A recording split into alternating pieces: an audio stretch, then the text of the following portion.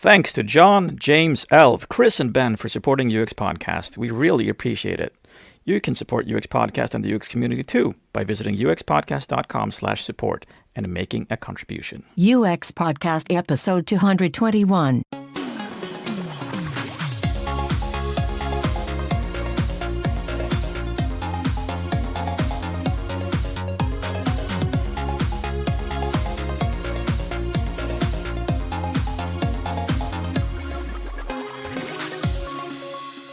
Hello everybody, welcome to UX Podcast, coming to you from Stockholm, Sweden. We are your hosts, James Royal Lawson and Per Axbom, with listeners in 189 countries, from Honduras to Qatar. Earlier this year, we met up with Kim Goodwin in Stockholm as she was doing a talk at From Business to Buttons. And Kim is deservedly framed there as author and design leadership guru. Her must-read book is Designing for the Digital Age, and her talk was on organization as a designed system. Yeah, in this conversation with Kim, which is kind of a follow-on from our chat we had a year earlier in episode 193, we start with design systems, but move on to critiquing Maslow's pyramid, the ethics of digital, the Nuremberg Code, and independent review boards. We have a brief evaluation of capitalism, and then finishing strong with the two, not one, things you need to be measuring.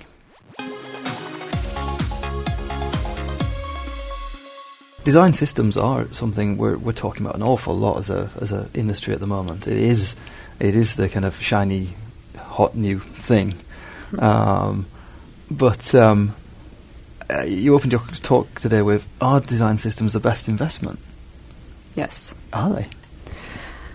I would say design systems are often a good investment, but are they the best investment? Is that where we're going to get the highest rate of return, if you will? I don't think so in most cases, because when you look at the impact on the user experience, the impact on the world, how much difference does it really make that our buttons are consistent and our type sizes are consistent? Yeah, there's some usability improvement. There's a bit of aesthetic improvement that users appreciate. I think design systems are more about making ourselves efficient and making sure that our visual design intent is rendered, at least the way most teams use design systems, than they are about really making a fundamental difference for users. So in that respect, I think design systems are kind of about us, right? They're very satisfying deliverables for us because we can say, look at this thing that we made, and it feels very concrete and productive, and it's useful, but I'm not sure it's really the biggest impact we can have. I think you're right about it being about us, because I think when I think about work I've done in design systems, it's about making that thing we're trying to grapple with and manage more manageable. Yes. Not just for the users, but for us. It's Yes. about scaling design systems. And, Yeah. And mainly for us, because we don't know when do I deviate from the design system for the benefit of the user. Yeah. And there's nothing wrong with spending some time on our own tools, but the level of effort I see go into some design systems, I think, wow, that's a lot of time to spend obsessing over your own tools. It reminds me a little bit of the phase where, you remember, personas were the shiny object. And people were making really extensive use of personas. I mean, I remember one consultancy actually built persona living rooms at one of their clients and things like this. And I just think, we don't need to gold plate our tools. We need our tools to accomplish the basics. But anyway, I don't mean to slam design systems. I think they're useful tools. Yeah. I think it's a shame when we focus on design systems and spend absolutely no dedicated time on changing how our organizations make decisions, which has a much bigger impact on the user experience, on the world at large. Yeah. And I think that was good how you framed this question with what has more impact. So it becomes a prioritization thing. Yes. And I think you compared my notes, design systems or targeted ads, material design in the case of Google, or I think it was the image analysis algorithm. Or So Facebook's business model, for example, is probably the most profound impact on its user experience. The fact that everything is about getting you to click more, about getting you to share more data, that is the user experience of Facebook. So shouldn't designers be engaged in, is there an alternate business model that might be a healthier relationship between Facebook and its users? In the case of Google, there's a ton of algorithms that are shaping the user experience. Shouldn't we be concerning ourselves with what exactly are those algorithms doing, and based on what data that is used to train the algorithm? That creates user experience too. So you moved it on to decision systems. Yes. What does that mean? Well, what I think that means is, well, I'll explain it as parallel. We see design systems as a tool kit for designers and developers to make better, more user-centered, mostly visual and occasionally interaction design decisions. So we think of ourselves as the consumers, we think of development teams as the consumers, and sometimes maybe we think of third-party app developers as the consumers of that. So if you think of a decision system as a parallel thing, how do we create components and tools and all of the parts that are necessary to help people across a whole organization make more user-centered, more human-centered decisions? So think of a decision system as, how do we support executives in making choices about revenue models? How do you support the human resources organization in hiring the right kinds of people and creating an employee-centered hiring and evaluation experience? How do you incent employees focused on values and not just on business metrics? So it's a decision support tool for a lot of different people beyond just us, and that's why I deliberately moved away from the word design. Right. Yeah, to keep that.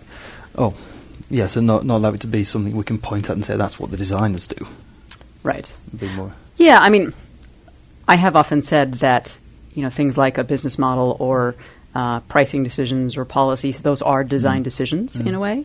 If you look at design as the thing that creates the user experience, but I think we just confuse ourselves and other people when we think of all of that as design, because we don't really do that stuff. We claim user experience broadly, but we don't really cover that ground. And then we start to get into the weird territorial thing of, is everybody a designer or not? Let's just not even go there, right? It just ticks people off. Everybody is creating user experience. That doesn't mean they necessarily have a designer skill set. But if we're really about driving user experience, we've got to enable the better decisions for everybody. And to find the better decisions, you on stage brought up Maslow's hierarchy of needs. And when you did that, I was like, oh no, what's she doing? And then, of course, being you, you went on to critique it, because I'm not a fan of it, actually. And you critiqued it from the basis that many are saying that it's very westernized and it's about individuals. Yes. And so it should be more about communities. Yeah, I think you can look at it as an instead of, or you can look at it as a yes and. In my view, I think there's a lot to like in Maslow, because it basically says when people are concerned about putting food on the table, they're not focused on self-actualization, right? They can't. Those fundamental needs have to be met. And so I think there is some truth to that. But yeah, the critique that many I don't know about many, at least a few Native American scholars have made is that Maslow's too individualistic. It's too focused on just actualizing you. And we can't be actualized as a community, and we can't survive as cultures if we're so focused on the individual. And self-actualization is important, but community actualization is really more the goal. And I like that construction because what it says is, yes, we are about helping individuals self-actualize, but we can't focus on some individuals and move others away from self-actualization, which I feel is the case with many products. If you look at a lot of the app business models that are focused on convenient services for those of us who can afford them, are they actually helping the people who provide those services, whether they're Uber drivers or other people, are they helping those people as well? It's got to help everybody in the ecosystem to self-actualize. So I like that construction of it much better than just the individual. Which made it easier, or at least easier for you to employ a model then for thinking about, am I actually moving people towards self-actualization, and am I taking steps to avoid people moving away from self-actualization? Right. And I like the example of like recruitment systems and applying for a job, because I actually hear people today telling me they don't know how to apply for a job because it's all digital now. Yeah. And they just can't do it. So you've just moved a lot of people who were able before to do something, and now they're not able to do it. Yeah, yeah. And I think that when you have, say, young tech-savvy people designing all these systems, there's a certain assumption that there's a level of literacy and comfort. And because, look, those of us who work in tech, we're like, please don't make me talk to a human. Can I just do this online, right? Because probably most of us think that way. But yeah, there's a population of people for whom that's not the natural go-to. And so how do you enable that? Yeah, no, I think it is important with the community aspect as well, the Maslow's needs, that it drives us too much towards individualism as a goal, and that we're prepared to sacrifice others on the way to achieving that self-actualization. So I really do like the community aspect too. But you mentioned as well the Nuremberg Code, talking of nice, light, cheerful subjects. Exactly, and harm to other people on your way up. But essentially, we're not the first industry who has ethical dilemmas and concerns. Right, right. Why don't we learn from others who've gone before, right? Medical ethics is a very complex problem. The Nuremberg Code actually works pretty well. It's not perfect, but we don't have to start everything from scratch. The Nuremberg Code or the review boards, and that's an established practice in the medical world or the medical research world. But we're quite a long way off that kind of thing, if it's desirable even to have a similar review board for digital work or design work. Or maybe we should. You're smiling at me as if we maybe should have it already now. In my opinion, we need it. I think anybody who is collecting user data, collecting human data, I guess I should correct myself, and anybody who's trying to manipulate behavior, I think we need to put all of that in front of an independent review board. Because it's very clear that we can't be trusted to police ourselves. There's too many examples. And there are actually some discussions of that kind of thing being put in place. I think that there are government entities starting to have those discussions, even in the U.S., which is probably going to be the last place to regulate this sort of thing. So what's interesting about the review board model is nobody has said these are exactly all of the detailed things that you can and cannot do in human subjects research, because as we see in the digital world, you can't anticipate all of those issues and uses in a bunch of legislation. And when you try to legislate in the fast-moving technology world, we know that legislation is always badly conceived and outdated. What the Nuremberg Code does is it says, here's a handful of really important principles, and the review board is a way to say, are we actually being honest with ourselves in how we're interpreting that? Because I think in-house, even when you're a consultant working with a client, it's very easy to sort of delude yourself into thinking that something that's about your needs is really serving user needs. Oh, yeah, this is going to drive our business model. Yeah, this helps users. Right. How does it help users? Well, it helps users. I mean, if we're more efficient, then it has to be helpful for them.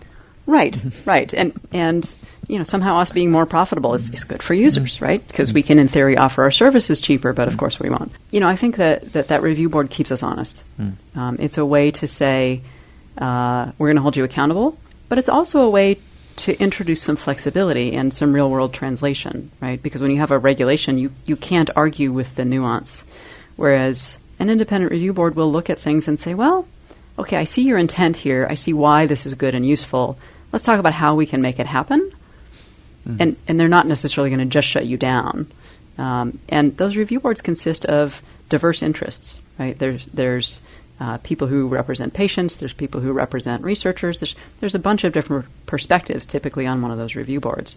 And so I think it's a decent combination of, let's call it, clear intent in regulation with human interpretation and flexibility. So it's not perfect, but it's an interesting model to start with, I think. I mean, is a degree of transparency with it as well, or transparency in what sense? I was just thinking about review boards, and would we want any level of transparency with that process? Would reviews happen behind closed doors? I suppose is what I'm trying to say. Well, that's an interesting question, right? So, let's say that you're a pharmaceutical company developing a drug. There are some details about your drug development process that would be really problematic if they got out into the world. And I think the same is going to be true with tech companies. There are going to be trade secrets involved in some of the decisions that need to be reviewed. So I think in order to get tech companies to do this kind of thing, there has to be some degree of closed-doorness to it, I think, because you don't want all of your proprietary business decisions out there in the public record. But there has to be a degree of trust in that review board, and so I think we need to be specific about how are those constituted, how independent are they really, how are they paid for, without compromising their interests, right? And that's an issue in the medical world as well, because if you have an independent review board and you pay it fees to review your projects, are they kind of incented to go easy on you? Well, they are a little bit, but if you have an accreditation process, then so there are ways around that. It's all a bit bureaucratic and complex, but it largely kind of works. And you made some really important points about diversity today, and that would be something that would have to play into the review board. Yes, for sure. Because when you think of your review board, you think of people a certain age with a certain experience making these decisions. But that methodology of having people from the outside giving input must be there. Right. And I think, diversity plays into making better decisions in a couple of ways. One is if the team generating the concepts is not that diverse, then you're going to have a bunch of flaws built in from the outset, and a bunch of privileged assumptions based on, education, income, gender, all sorts of things. But there's never going to be a team that's diverse enough to cover all the bases. And so I think we always need to have a mechanism to go out and listen to people other than ourselves. And I don't just mean the review board. I'm talking about making sure we get good, diverse recruiting in our user research initially. And also, there are people talking about things like consequence scanning and can we identify potential negative consequences. You need to involve some outside people in that and say, hey, other people help us figure out what could go wrong here. Because there's a bunch of stuff companies put out. I look at that and I think, if there had been a woman in the room, even one, that wouldn't have made it out the door, right? If there had been a person of color in the room, they would have been really suspicious of that, like everyone I know. So some of these things I think are very avoidable, but you're not going to get every possible life experience or interest represented in any team. No, I think that's definitely the case when we're dealing with, when we're talking about global products. Definitely. These 200 plus countries, implied 200 plus cultures, right. On top of the Western ideas of different people that we've got. That becomes then really difficult to manage. For sure. Well, and I see some of that beginning to evolve. I think more companies are realizing, for example, that you can't just design a product in the United States and assume it's going to work in India and China and Kenya. You have to actually have local teams designing for those cultures in many cases, because there's just so much context that, I'm sorry, a Western design team dropping into East Africa for a couple of weeks to do ethnographies. Good luck with that. It's still going to have their kind of filter put on it, and it's going to come out the other end. You're still going to get colonial garbage layered on top of everything, right? Yeah. There is a journey. There's a journey there as well. We've gone kind of like too far too quick before, we've gone global. Yes. And we're having all these issues and problems. Yeah. And now we're going to realize, all right, how do we back off from being a global product? Yeah. A little bit, so we can actually start to reflect and maybe adjust to localizations in a more healthy way. Yeah. And that's difficult when you're a Facebook who's got its Right. foot on the pedal and is earning as much money as it is Right. already. The profit model is a tricky one, right? Money is addictive. Got to make it somehow. Keeps you going as a company. But I think that we're so focused on moving that profit number. Look, I think the hardest part of this whole thing is it's fundamentally capitalism, right? There's no room for a soul in capitalism as it's currently conceived in the world. I think it's very hard to be a corporate leader with stockholders and say, hey guys, we're going to make some decisions that make you less money. That's very difficult to do. I actually saw someone preparing for an IPO. I forget the company name, but they had their prospectus out, and one of the things that they actually put in it was, we intend to be a principle-driven company, and so sometimes we are going to make values-based decisions that reduce our profitability, and investors need to be aware of that risk. And I thought, wow, that's a good start. Let's have more companies take that stance. It's very difficult to do, though. Lots of CEOs would get fired for doing that in existing public companies. Yeah, I mean, we've discussed, and my pair have discussed the capitalism side of things. I normally defend capitalism by saying, well, shareholder ownership is part of the solution there. One of the big issues we had is share ownership has been so concentrated in such a few bodies or banks or institutions. Yeah. Whereas if we had share ownership on a much more individual level, much more widespread, then you have activism. You open the door to activism on an individual level. Maybe.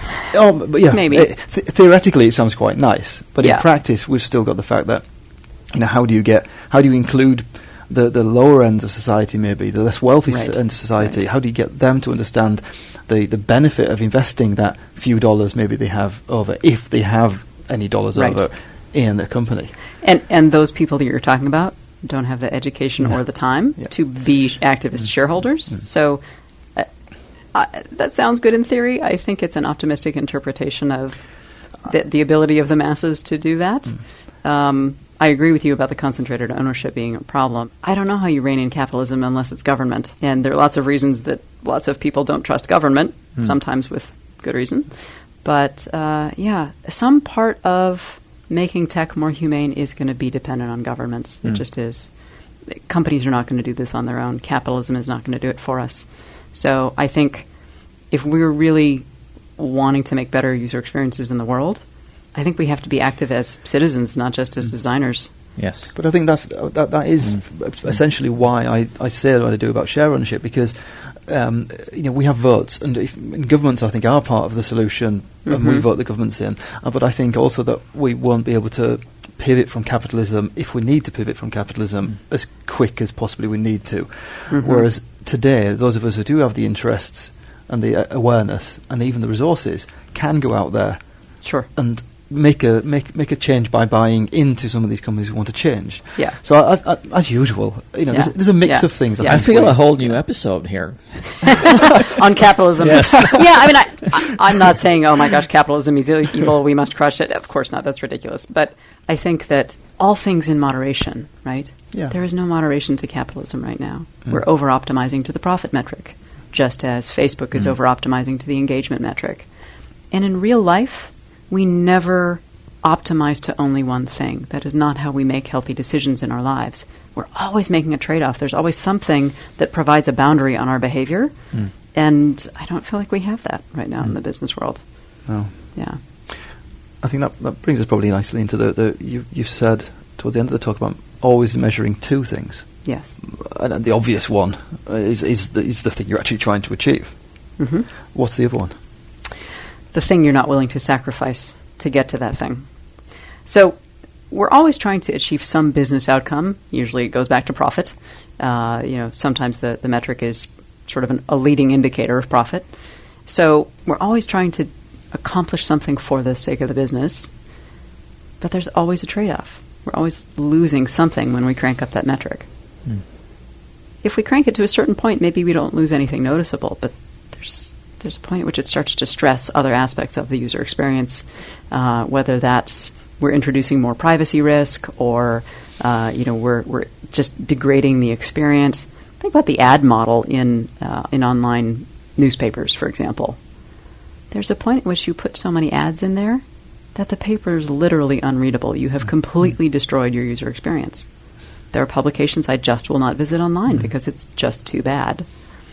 Clearly you've over-optimized for that metric, so you need to look at some different approaches.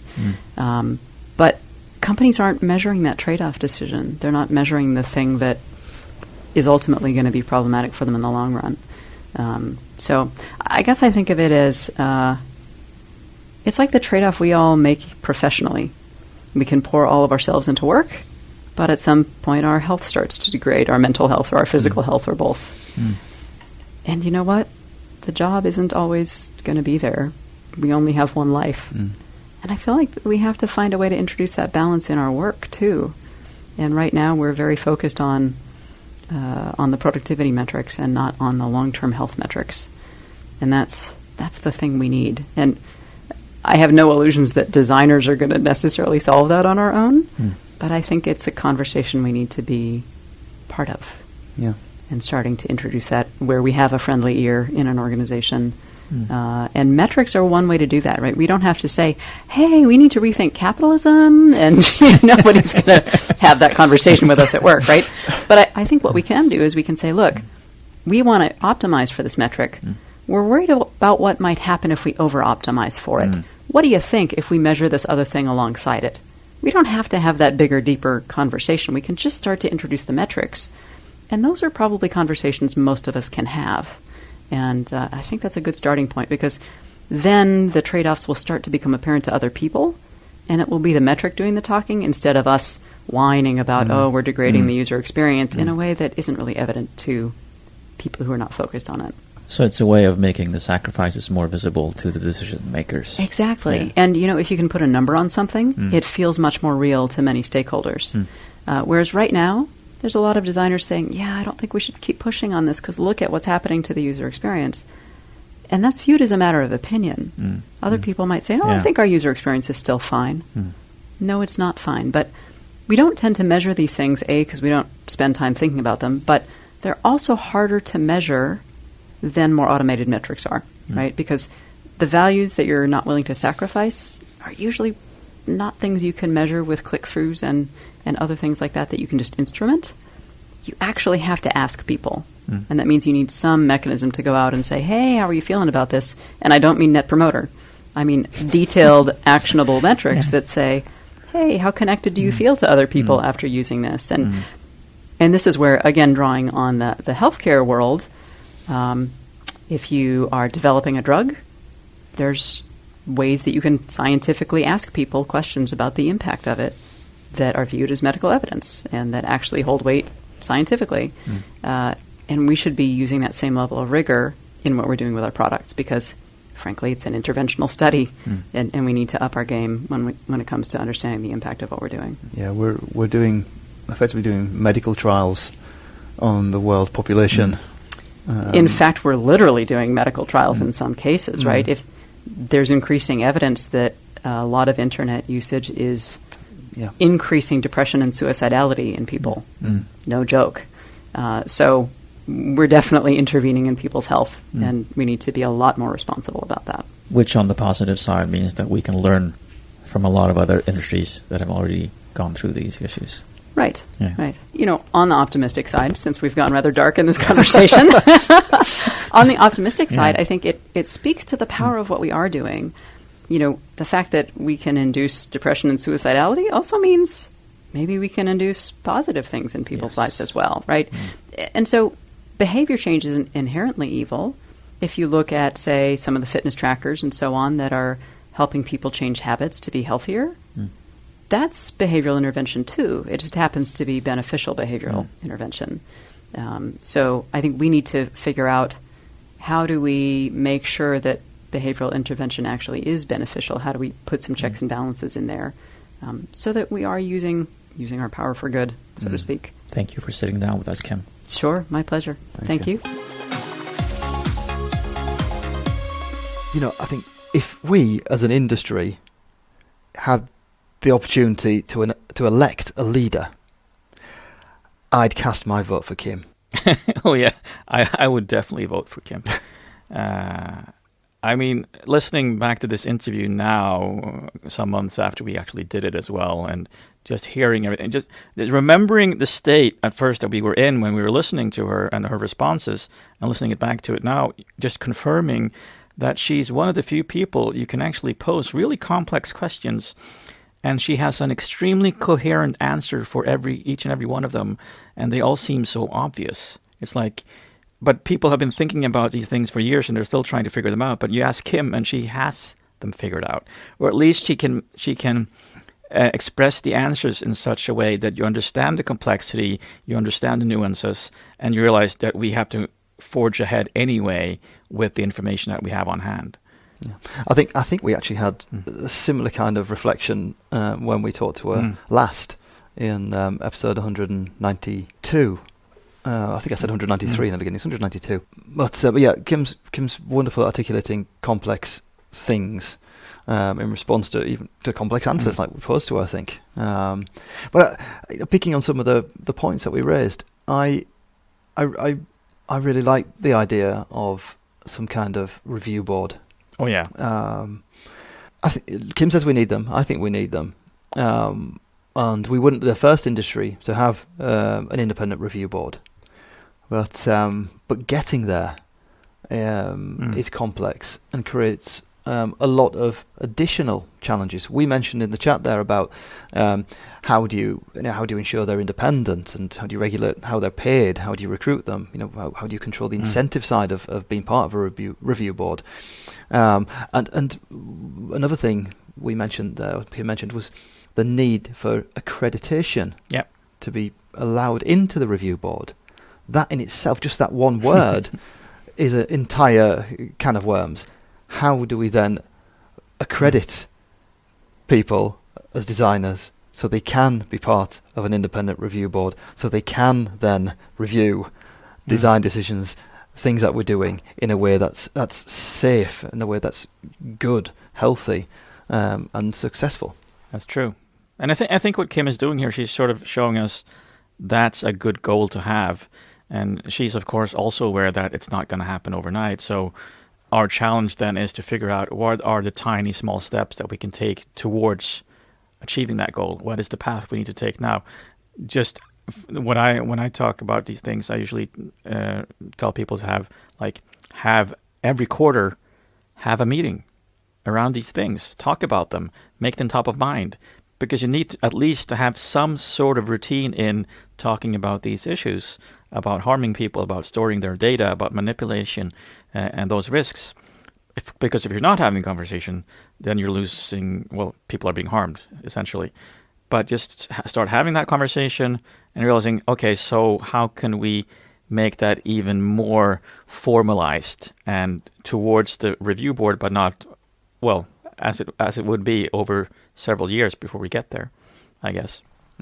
And I think when you balance those balances of business and users, or I suppose Kim said the two things was measuring the thing you're trying to achieve, and then measuring the thing you're not willing to sacrifice to get there. Oh yeah, that's powerful.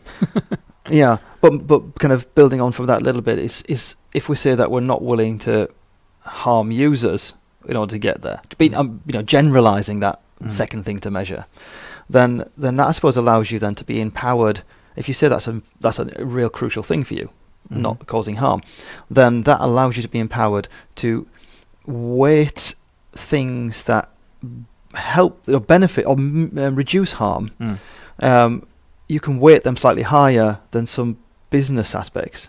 When you're kind of like creating if you've got two things you're trying to decide which one do we do first, then you kind of give a few extra points to the thing that reduces harm. Exactly.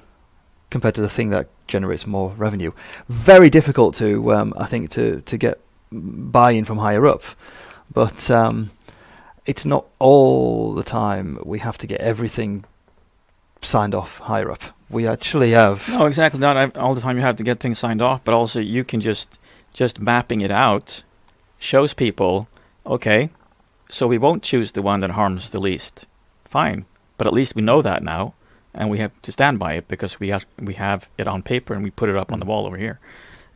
So just having that conversation is what is going to make. And most of us work in teams and work in constellations and groups, communities, you could say, within organisations where we can exert quite a bit of power in our little inner circle to make some of these decisions. We do kind of like spend 10 more minutes on that thing rather than that thing.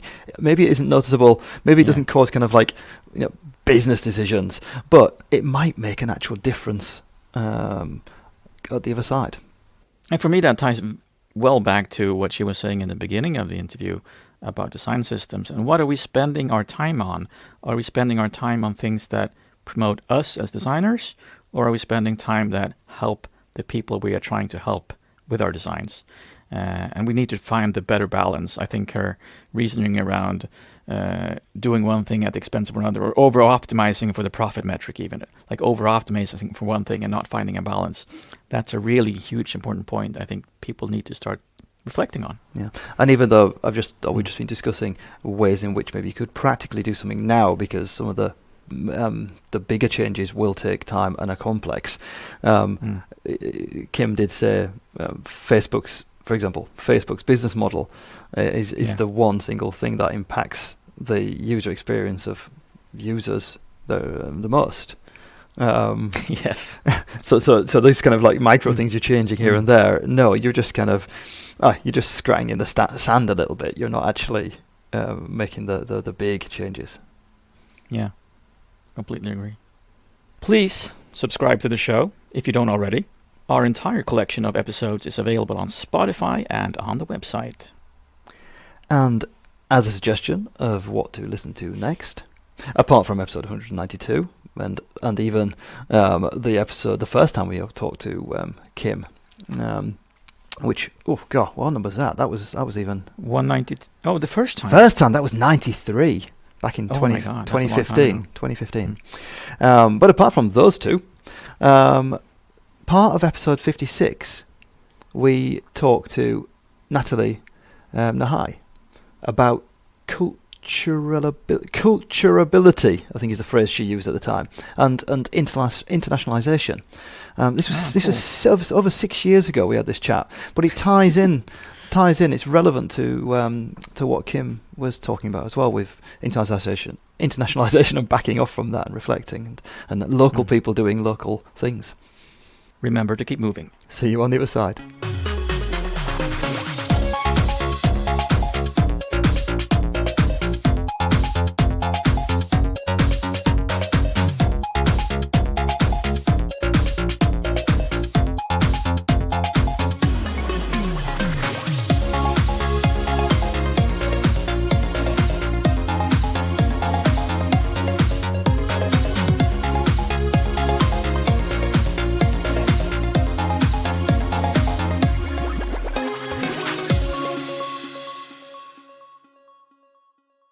How many economists does it take to change a light bulb? I don't know, James. How many economists does it take to change a light bulb? None. They're all waiting for the unseen hand of the market to correct the lighting disequilibrium.